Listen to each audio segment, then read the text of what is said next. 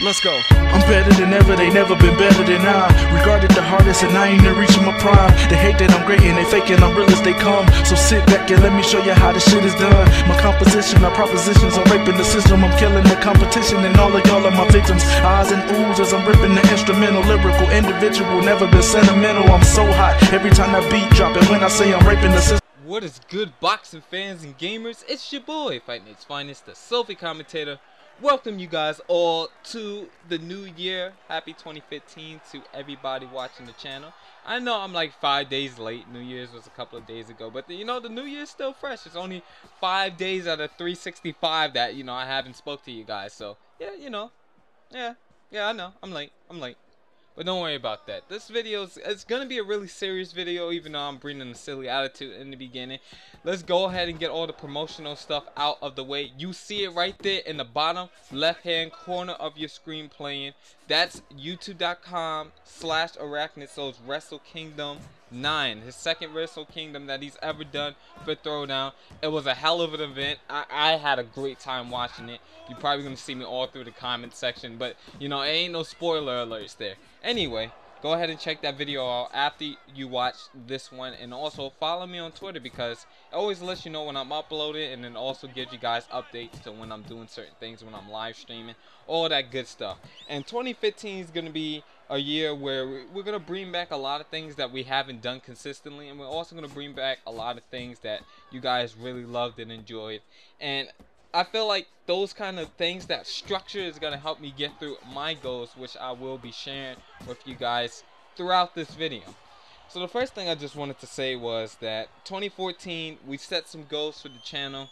We wanted to get to 2,000 subscribers by the end of the year. Not only did we get to 2,000 subscribers, we actually surpassed that. We got to 2,200 subscribers. Our estimated watch time went up per video. So that let me know that you guys are watching the entirety of the content. And even though I don't see as much random traffic in, I guess if you can say, in the comments, just like random people showing up, I appreciate a lot of the people that have subscribed, and I appreciate a lot of the people that do leave comments and like the videos, because it's nice to have a consistent audience now, rather than when I first started and things were kind of all over the place. So as you guys know, this was one of the years, or 2014 was the year where we kind of had our first, I guess, collapse in the channel, where I actually thought I was done with YouTube. And a lot of people are just still recognizing now that I've come back. And it's because I'm doing different things on the channel now that I know a lot of you guys aren't interested in it. But all I say is, give my other videos a chance. Give my Outlast video a chance. My Outlast playthrough, I am planning on finishing that before the end of February. And I'm also planning on getting a couple of other things going for the channel. But, we're going to bring back the Fight Night videos also. I'm just waiting on an external hard drive to get here so I can continue to post videos from my console, because right now I can't record anything, which is why you haven't been seeing your daily Friday night fights or any other type of fight night videos that we've been posting. But one of my goals for this year in terms of YouTube is to get to 3,000 subscribers. I'm setting a goal out there now. I know each year it's like you should be probably increasing doubling up the amount of subscribers that you want, since we got like 1,000 plus last year. This year we should be aiming like 2,000 plus.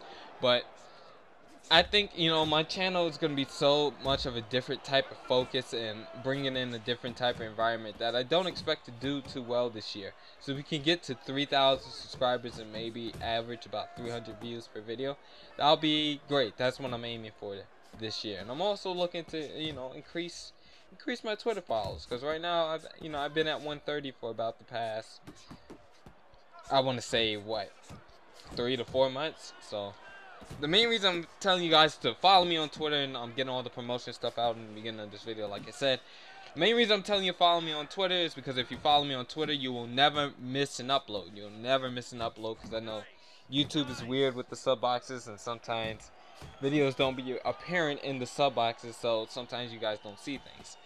Anyway, so that's all the promotional stuff out of the way. You can find all of those links in the description.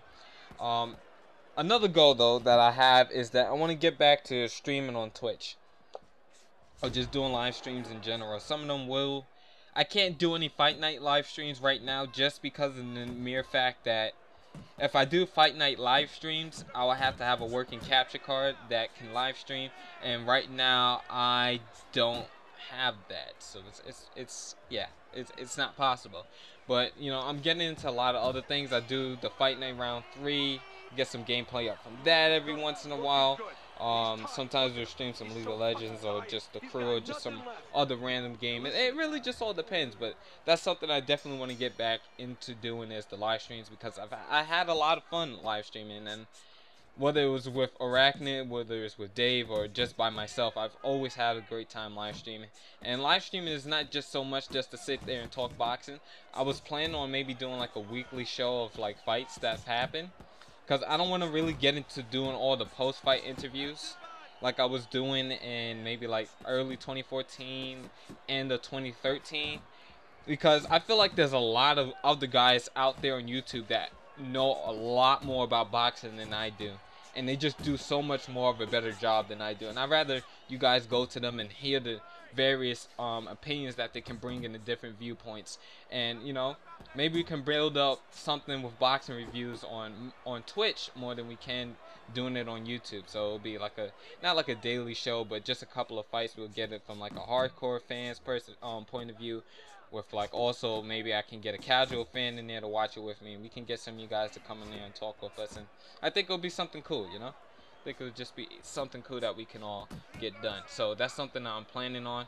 Also, I'm not sure if Arachnid's made the announcement, but also we're planning on getting up a channel that can run various, like we'll have various people uploading on that one channel, so that you guys can just see multitudes of content, of different type of content, not just from our channel, but just from everybody else's point of view too. So you guys can all have some place you can go to watch all of us at, and just get a different type of commentaries, different type of styles, different type of videos, and different types of gameplays. So I'm not sure when that's going to be announced, but just wait on it, in the words of Drake. Just wait on it. Just wait on it. Anyway, so on to today's video, and that is, or today's topic. That is, how do you keep your goals? How do you keep your New Year's resolutions? How do you accomplish these things? I'm not sitting here telling you this because I think, you know, I'm ultimate at achieving everything in life, and I'm a winner at life, or I'm a failure at life, whatever your opinion is of me. I say this because keeping your goals is, I think, one of the most important things that you can do. And setting goals also, whether you do them or not, regardless to all the things that you hear out there with the, oh, it's a new year, it's a new me, that nonsense. Yeah, we're not talking about that nonsense, or, you know, who I'm bringing the 2015 with me. Yeah, we're not talking about that nonsense. I'm talking about setting goals in general at any given time during this year. It doesn't even have to be right now, or, you know, it doesn't even have to be just for today. It just can be any time that you ever decide to set a goal for yourself, is how you can really sit back and accomplish it, and how to keep it relevant. Because a lot of the times we set goals in life, or we set goals for ourselves, and then we fall off maybe a week or so into it. And I've done that many times, and it's just because I haven't had the right motivation for it. I haven't been able to keep myself motivated throughout doing setting this goal, or, you know, the goal really just wasn't important for me in the long run. It was just something that I would say, I'm gonna do this just because I'm feeling motivated to do it right now, and then maybe like a week or so into it, you know, I'm not doing it anymore. And I'm sure we've all been there. I'm sure we've all had those moments where it's like, yeah, I'm gonna do something, and yeah, I don't have to do it anymore. Screw that. I'm gonna share a personal story with you guys right now. It's something that I've talked to many of my good friends on YouTube about, and the main reason I say my good friends on YouTube is because I feel like there's not every type of mindset that you come across isn't always gonna, you know, you're gonna combine with. But YouTube, everybody that I really just, I guess you could say I fuck with them, or whatever the case may be. All the people that I mesh with well, like Arachnid, Dave the Rip One, Red Eye Jedi, yeah boy 592, those guys, all the guys that I'm really like-minded with, and that I talk to on a regular basis. Those guys, you know, I feel like they understand me. And a lot of the guys also that, you know, are just subs that I'm cool with, like Wayne, Marble, Sendo, Trish, all those guys, you know, that I really just talk to on a regular basis, I feel like they understand me. And that's the great thing about YouTube, is that you find like-minded people that understand where it is that you're coming from, where you can't always have that experience of talking to somebody that truly understands you. And you know, I got five solid friends in real life. 5, maybe 6, I guess you could say. No, not even 6. Okay, yeah, 7 solid friends that, you know, if I've ever had a problem or if I'm ever in anything, you know, I can always go to talk to them, and I know things will be alright. And, you know, where I've grown up, it's not cool to have, like, I don't know, it's never just been cool to just be competent, you know, that kind of stuff isn't cool. It's not something that's popular, and you received quite a bit of criticism for it. And that's just back when I was in high school. I'm in college now, and ever since, you know, I've like coming towards the end of senior year, coming towards like that stage where you kind of have to start making decisions for yourself, and you can't really rely on anybody else, or you get into that position where you don't want to rely on anybody else. I've just seen things in such a different light than where I have before in the past year, where my morals is changing. Some of the things that I believe in is changing. The way certain things that I used to just say, I don't even say anymore, or things that habits that I used to have, you know, I just look at them and it's like, you know, it's not right. Like maybe about 3 years ago, 3 to 4 years ago, I was a flamer. I was just one of those people that I would sit there, play Call of Duty, and you'll catch me if you said something to me I didn't like. You know, I will go off on you, and we can sit there and we can argue to the end of time, and it wouldn't bother me. And I've always been a person that's just had good insults. I've always had really good rebuttals, and I've known to make people cry in the past, and I've also known to do things that, you know, I'm not proud of, and things that, you know, I've said things to people that I'm not proud of, and a lot of it has gotten me to a place where I wasn't popular among people just because of the way I treated others. And I've come to that point maybe about 2 years ago when I really just stopped doing a lot of that nonsense. But then this year I really started getting involved and taking it to a level where I'm not going to be that guy anymore. You know, like a lot of stuff that I used to laugh or used to say, like Arachne Soul did a whole video about it, but just like slur homophobic slurs and things like that. These were things that I used to do that I don't do anymore. And that was once I've actually been told and I understood it from another person's point of view, which is something I've always been, which is open-minded. Once I really sat back and I understood it from that person's point of view, I've been in that position now where it's like I made it a goal not to say those things anymore. And the thing that really motivated me not to say those type of things, or do those type of things anymore, wasn't because, you know, I felt guilty about it or anything. It wasn't right, and that was enough for me to stop. And right and wrong sometimes isn't enough for people to stop. You know, people can understand that something is wrong, and they can continue to do it. Like, it's okay, like it's fine, and you know, just because it's wrong, as long as there's a popular belief behind it, it's okay. Or as long as I'm not being penalized for it, it's fine. But that's one of the ways that you can always keep your goal, is just understanding what's right and what's wrong, and just doing things not because you're doing it for somebody else or doing it for yourself, but just doing it because it's what's right. And having a sense of urgency in yourself to say, I want to do things that are right, is one of the main motivations that you can ever have. One of the goals that I have for this year is to move out of my parents' house, and also to chase my dreams. And I guess this is a sadder part of the commentary, but when it comes to chasing my dreams, that's been something that I've never really had is a dream. I've never had a passion, or, you know, any type of passion that I've ever had. It's not been something that's been supported.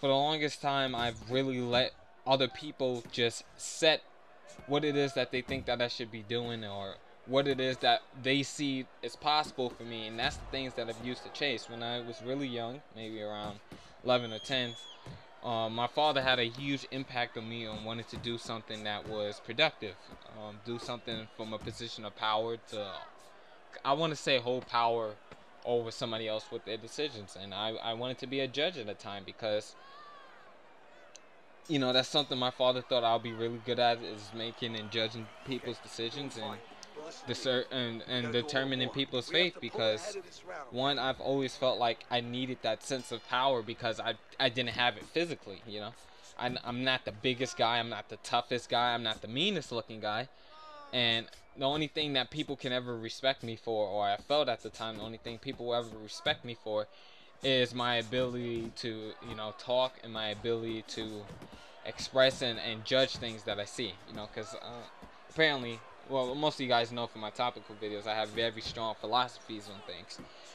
But for the longest time, I was just living out his dream, and another dream that my mother had for me was to finish school and, you know, go to college and, you know, get a degree and work a job. But I'm not a fan of school. I don't like being in closed environments with set curriculum and set due dates and times to do things. That's just not how I like to work. I like to operate, and I love to learn. Don't get me wrong. You guys can tell just by some of the things I watch, or some of the things that you may see me like on Twitter or whatnot, or some of the things that I may post. Learning is one of my hugest passions, and with, you know, guys like Red Eye Jedi, who's taught me so much just about hunting and the different parts of Canada and geography and whatnot, and just the different things that Arachnid Soul has introduced me to, and some of the things that I've learned from watching Boy's 592 streams.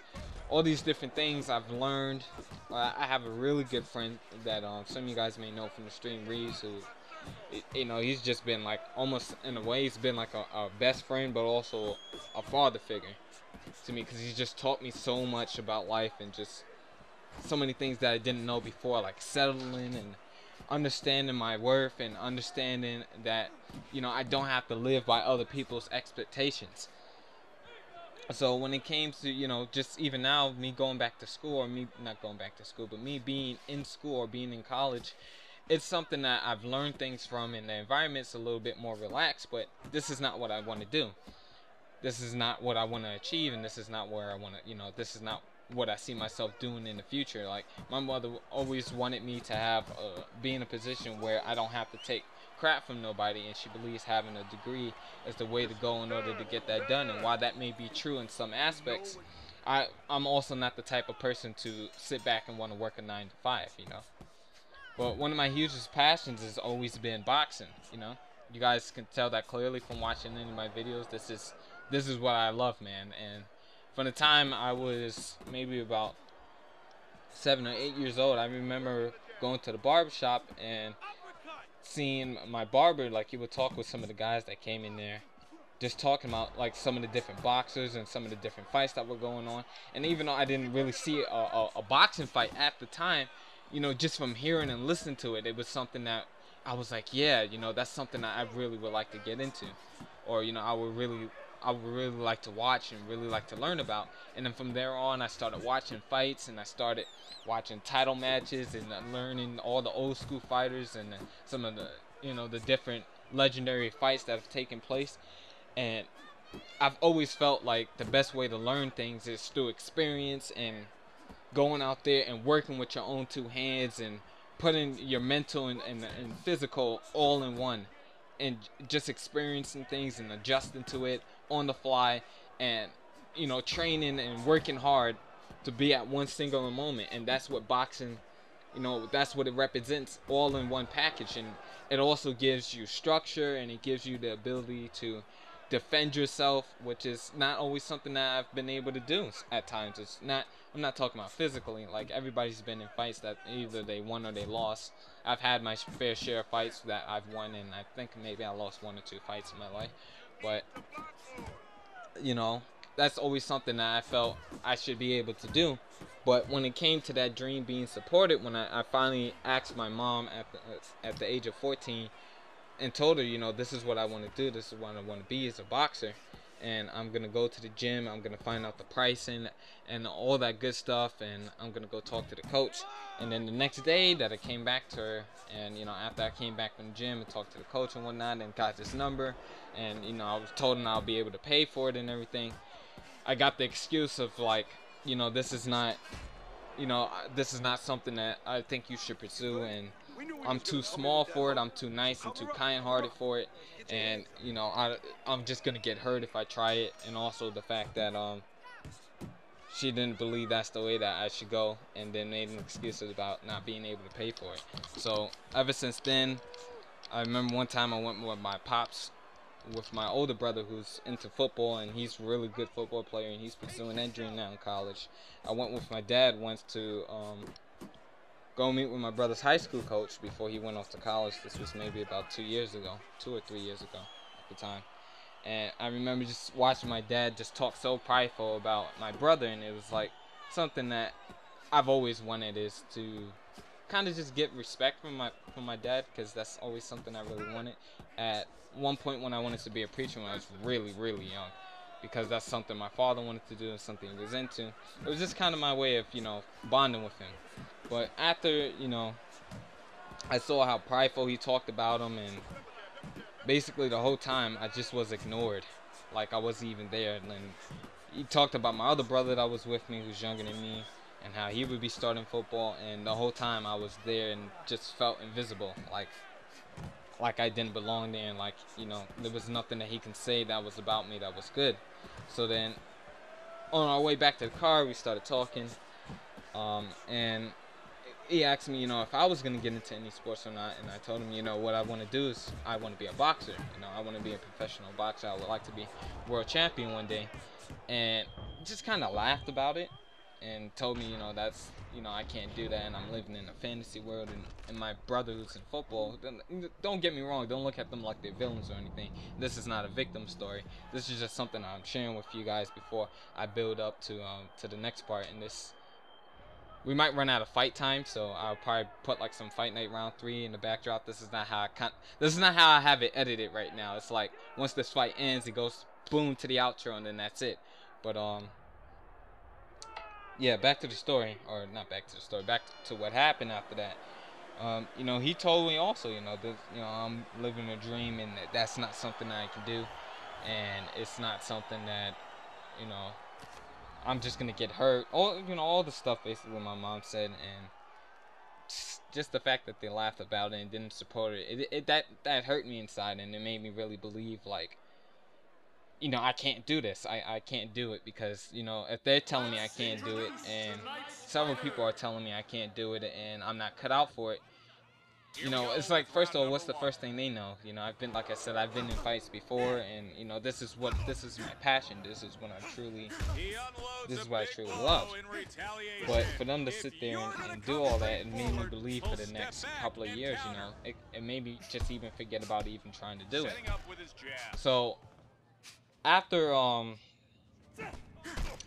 that took place, I pretty much forgot about, or not even forgot about, I stopped really trying to pursue becoming a boxer, because I just felt like, you know, I couldn't do it. That's not cut out for me, and I have to do these things that other people are telling me that I'm actually good at, like talking and speaking and writing, you know, because I'm a smart person. You know, I'm really good at putting words together, I guess, kind of expressing myself, delivering a message, those things.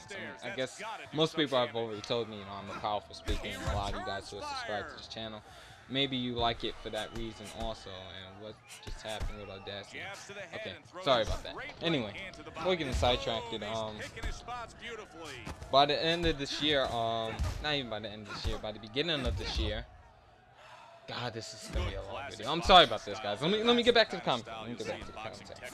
And then this year, around September time, I got into like a bad breakup with my girlfriend at the time. One of the things that I really liked about her was that no matter what I told her, she really supported me in it, you know. And I think that's one of the best things that you can have, is a good support system, and a person who, whatever you tell them, whether they really care or not, you know, a person who just doesn't tell you no. And that's one thing I can say about her, and that's one of the main reasons I first got with her back in October of like 2013. It was like October 4th or something like that. when I first got with her, you know, that's one of the things I really liked about it. She didn't judge me or she didn't look at me in any way. She liked me for who I was. And, you know, most people, especially where I live, they don't like you for who you are. A lot of people like you because you can either add to their own status or they can like you just because, you know, you're cool or you're popular or whatever the case might have been at the, just how high school is. And one of the things that I've told her about, you know, wanting to be a boxer and, you know, wanted to fight because that's what I do, and because I'm not that big. I'm like maybe 135, 140. You know, she didn't really believe it at first either, but, you know, she told me even though I may not have the size or I might be small, that doesn't mean that, you know, I couldn't do it or anything. So even though I can tell she was just doing it not to try to say I can't do it, it's like, that's one of those things that being with her really taught me how bad I was settling, because we were constantly in arguments. We were constantly, like, not constantly, but sometimes there was always some type of controversy. And to be honest, she just wasn't a girl that was right for me, because I don't want to sit here and sound like I'm talking bad about her or anything, but she was kind of immature. She just wasn't too supportive. She didn't know how to be a girlfriend. Let's put it like that. And at the time, I just wanted somebody that I could say, you know, was mine. That, you know, she wasn't bad looking, but, you know, looking at her now, it's like, I guess that's for anybody you're with afterwards. You would just be like, yeah, I can do so much better. Anyway, after that, that really taught me about settling and trying to just do stuff to please other people. And one of the things that I never wanted to do was just hurt somebody that I was with, you know. That's something you never want to do to anybody. So the lesson that I learned from that was that never to settle, and in order for you to have a goal and keep it, is that you need to, one, be passionate about it, and whatever passion you have, ignore if somebody's telling you you can't do it. That's your key to let you know that that's something that you should do. And the history behind it and what you've gone through should teach you, or should be your motivation to set goals. If somebody told you you can't be a boxer, in my case, you know, go for it, strive for it, because that's what you need to be, and that's the main reason as to why I'm now pursuing that goal. I had Red Eye Jedi who told me, you know, I can do it. Dave the Rip one, who's like, that's my dude right there, man. Like, almost like a second pops to me. He really was one of those people who first gave me that confidence to, you know, spark the confidence to let me know I can do that if I want to. And regardless to what anybody else says, I can do that. And it's crazy how just sometimes, you know, people on the internet can be more supportive than your own family. But being able to go through all that and have all that done to me has given me the motivation to say, I can do this. I'm gonna prove these people wrong. This is what's important. This is what is important to me. And this is something I should strive after. So, in order for you guys to keep your goals going into this 2015 year, whatever goals that it is that you're setting, make sure that it's important to you, that you're passionate about it. If, you know, whatever versus what anybody else says, and if it's good confidence, even more reason why you should go after it. But your goals have to have some form of motivation behind it. It has to be something that's realistic, and it doesn't even have to be realistic. It can be anything you want to be, anything you want, because you can do anything that you want to do. You can accomplish anything that you want to accomplish, and you can be anything that you want to be, as long as it's something that you're willing to work hard for, and it's something that you can imagine and envision yourself doing, even if you can't see the end result.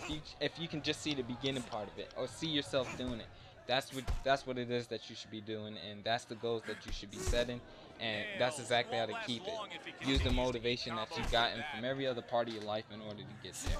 And if it's something that you've never done, it being hard and difficult, remember the challenges that come with each goal that you accomplish, and I promise you, you'll keep your goal to the end of the year, or to however long it takes, you'll be able to get there. Anyway, this has been a very long 30-minute video. I hope you guys enjoyed and learned a little bit more about me. And I guess if some things were unspecific or were unclear in a way, leave me something in the comment section. I'll talk to you guys about it. Or if you guys just want another video, just kind of explaining more about, I guess, my relationship and just some of the other things that I've gone through that drove me to this decision. Just say that you want a part 2, and I'll be more than glad to do a part 2. But anyway, yeah, it's been your boy, FightNightsFinest, the selfie commentator. Peace. Everyone will be watching me. I just can't wait to see that look of panic and fear. That's it. That's the look.